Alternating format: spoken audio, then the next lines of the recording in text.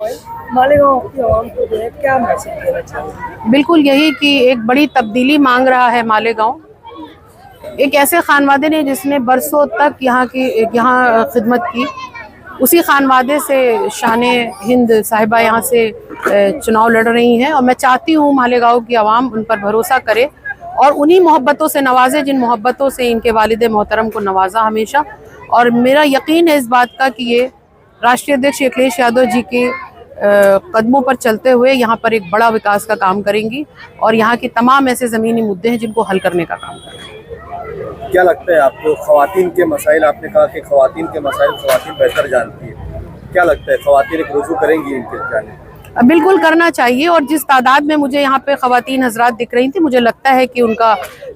जो सियासी शऊर है वो बेदार हो चुका है और मैं ये चाहती भी हूँ कि ख़वातीन इसमें बड़ा हिस्सा लें, क्योंकि जिन मसलों को या जिन मुसीबतों को ख़वातीन झेलती हैं, मुझे लगता है वो कोई बहुत छोटे मोटे नहीं होते हैं और उन मसले चाहे वो अपने शौहर से रिलेटेड हों या अपने बच्चों से रिलेटेड हों, उन सारे मसलों को देखते हुए ख़वातीन एक अच्छा रोल अदा करेंगी इस इंतखाब में। आपने कहा कि यूपी में जिस तरीके से MIM को खदेड़ा गया है, क्या आप मालेगांव में MIM को खदेड़ने के लिए आए हैं? नहीं, खदेड़ने के लिए नहीं आए हैं। मैंने ये कहा कि इस मुल्क का एक खूबसूरत आइन है, आप उसके खिलाफ जा करके कुछ नहीं करना चाहते, क्योंकि आप करेंगे तो वो आपका हाल वही होगा जो उत्तर प्रदेश के मुसलमानों ने दिखा दिया कि मुल्क संविधान से चलेगा, यहाँ पर मोहब्बतों का ही चलन होना चाहिए और आप अपने मुद्दों के आधार पर तो कैंडिडेट चुनिए या उसको रिजेक्ट कर सकते हैं, लेकिन धर्म के आधार पर किसी भी किस्म की कोई करतब चल नहीं पाएगा। क्या कहना चाहेंगे आप मालेगांव को कैसे देखते हैं आप? मतलब आपने सुन रखा है,